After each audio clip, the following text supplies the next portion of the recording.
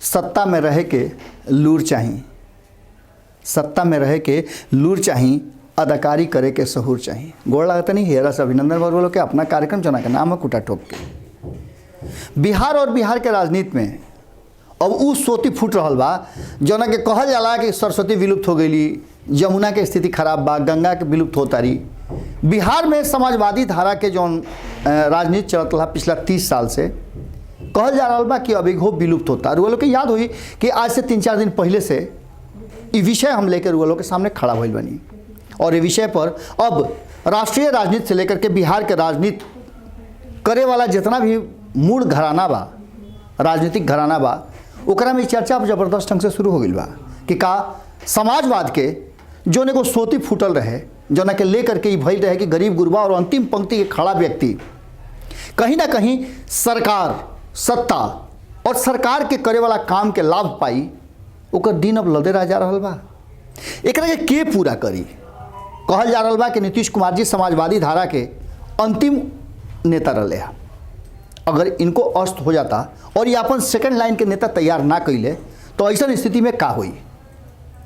रामविलास पासवान जौन समाजवाद के एक धारा से निकल रहन, उनकर अंत हो गई।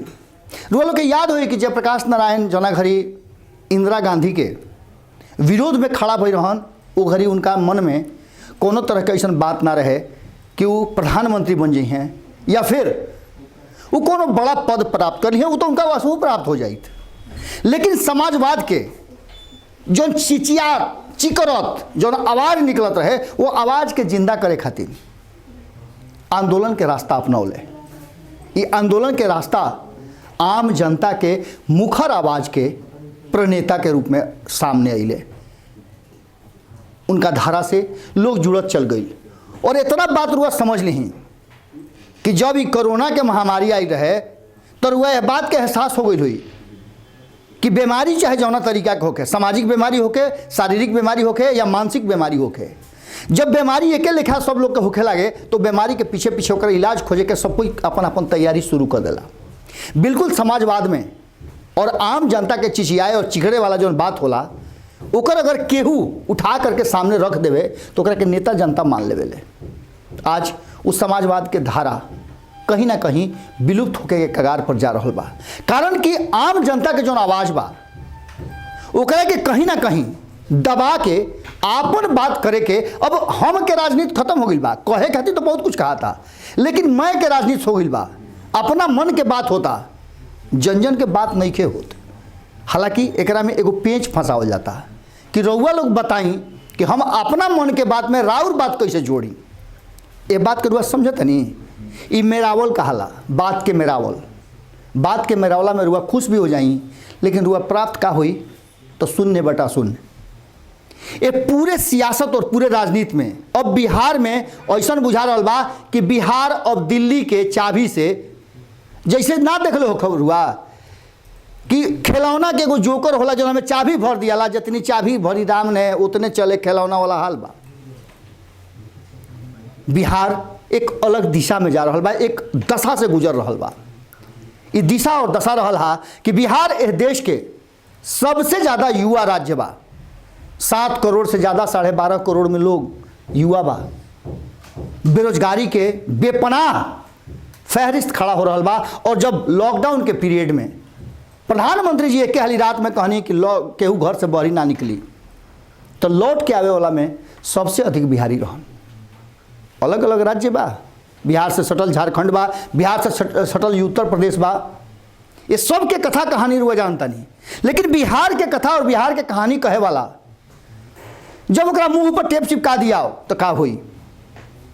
और यही बात के चर्चा अब जबरदस्त ढंग से हो रहा बा कि बिहार के जो सत्ता के गाड़ी खींचे वाला बाड़े, उनका मुंह पर टेप चिपकावल बा। और ये टेप इतना गहराई से चिपकावल बा कि जो ना के अंदाजा रुआ ना लगा सकीले। वह नीतीश कुमार जी जिनका सामने खड़ा होकर में भारतीय जनता पार्टी के नेता लोग के पसीना छूट जात रहे, जब मंत्रालय और मंत्रिमंडल के बैठक होत रहे तो नेता लोग के हालत पस्त हो जात रहे, केहू अपना मुंह से बकार ना निकालत रहे। आज वही नीतीश कुमार के सामने जब मंत्रिमंडल के बैठक होता तो ओकरा में संख्या और सवाल दोनों चिंताजनक बा। नीतीश कुमार जी एक बात पर मंथन करता रहे कि राज्य में अपराध पर नियंत्रण कैसे पावल जाई, और अपराध के लेकर के सरकार के बैठल लोग सरकार के घेर रहल बा। इस समस्या और विषय कहीं ना कहीं इशारा कर रहल बा कि चाबी कहीं कहीं बैठल बा। दिल्ली से बिहार के सरकार चल रहल बा, और दिल्ली से बिहार के सरकार चलावे खातिर रुआ देख लो कि पेटेंट ना होला कि जौन कॉलम रही ओकरा में जौन लीड बा उ लीड वही कंपनी के लागी। एह तरीका के व्यवस्था हो रहा बा।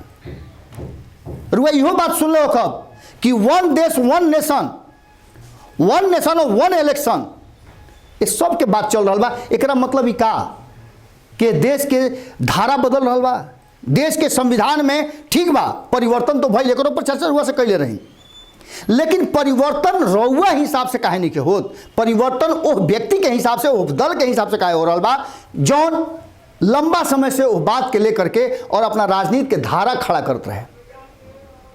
बिहार एगो अलग मुहाना पर खड़ा बा, जौना मुहाना पर रुआ लोग से बार बार रुआ देख लो कि संपादक नमन मिश्रा जी रुआ लोग से कई हाली कहले रहन कि जौन 2020 के विधानसभा चुनाव बा ये आवे वाला 30 साल के बिहार के भविष्य तय करी, और ये भविष्य तय करे में कहीं ना कहीं एक बात तो पक्का हो गई बा कि बिहार के जनता भविष्य तय करे में कहीं ना कहीं बहुत आगे निकल गई बाड़ी।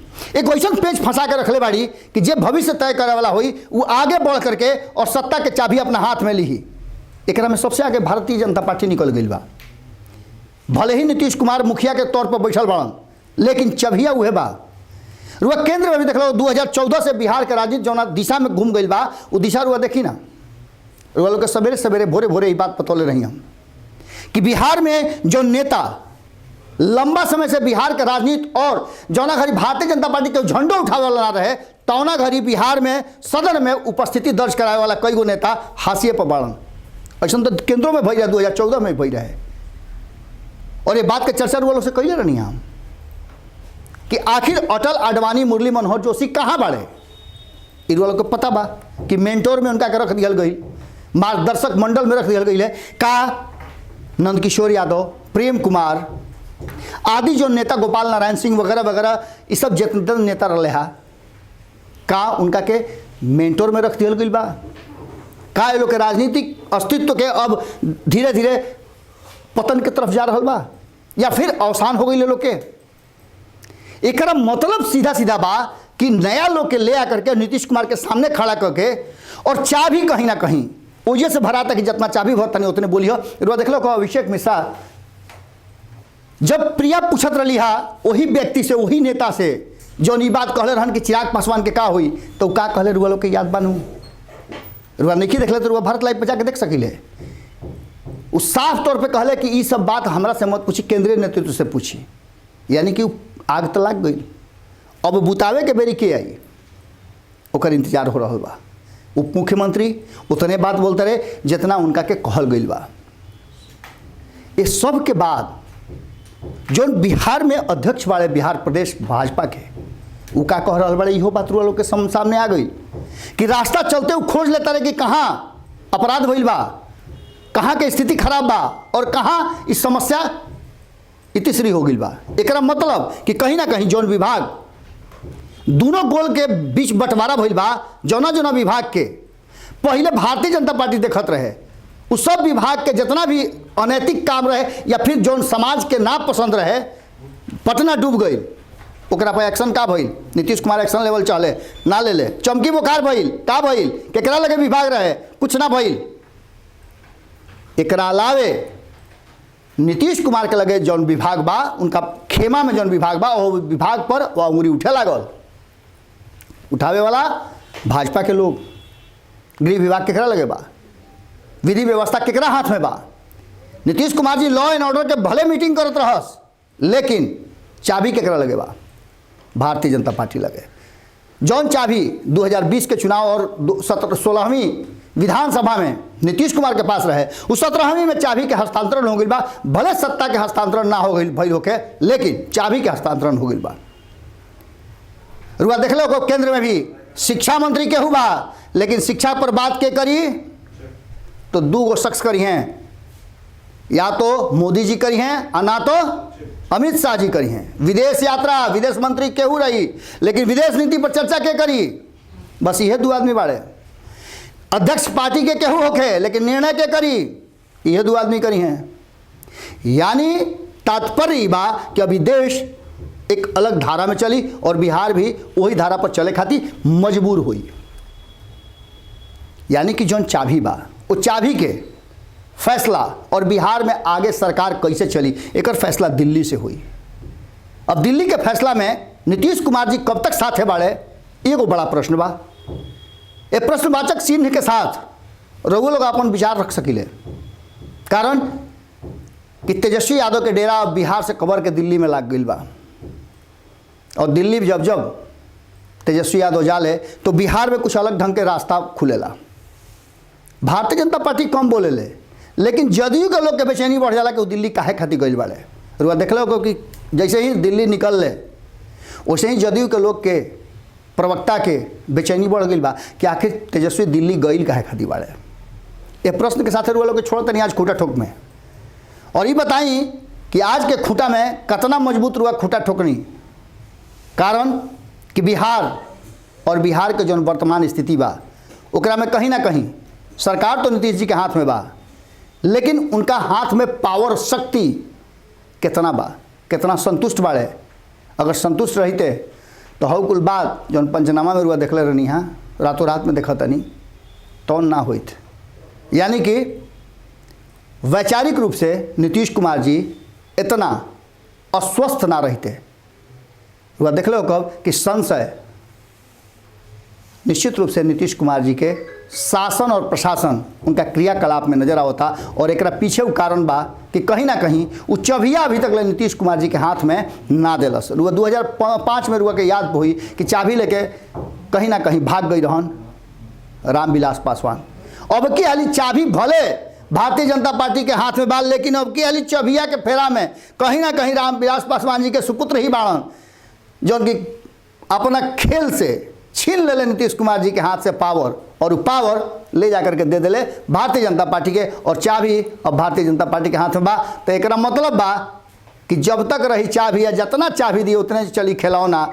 फिर काल भेंट हुई यही ठेहा पर जना के नाम है खूटा ठोक के। एह बीच में रुआ लोग से निहोरा बा कि भोजपुरी के सेवा खातिर लगातार रुआ लोग के सामने आ रहा बनी। रुआ लोग से निहोरा बा कि अपना भोजपुरी के, अपना बिहार के और भारत लाइव के जीवित रखे खातिर रुआ लोग के सहयोग और साथ बहुत जरूरी बा। फिर काल भेंट हुई, गोड़ लागत नहीं। अगर ये वीडियो पसंद आई और रुआ बिहार के राजनीति और बिहारियत से सरोकार रखेनी तो सब्सक्राइब बटन दबा के चैनल के सब्सक्राइब कर ली। ओजे एगो घंटी बा, ओकरा बटन दबा देला से कुल सटीक और मारक खबर रुआ मुफ्त में मिल जाई। अगर रुआ पत्रकारिता के हमनी के नया प्रयोग में सहयोग कर चाहतानी तो ज्वाइन बटन दबा दी। पेटीएम नंबर नोट कर ली 9386816700। धन्यवाद।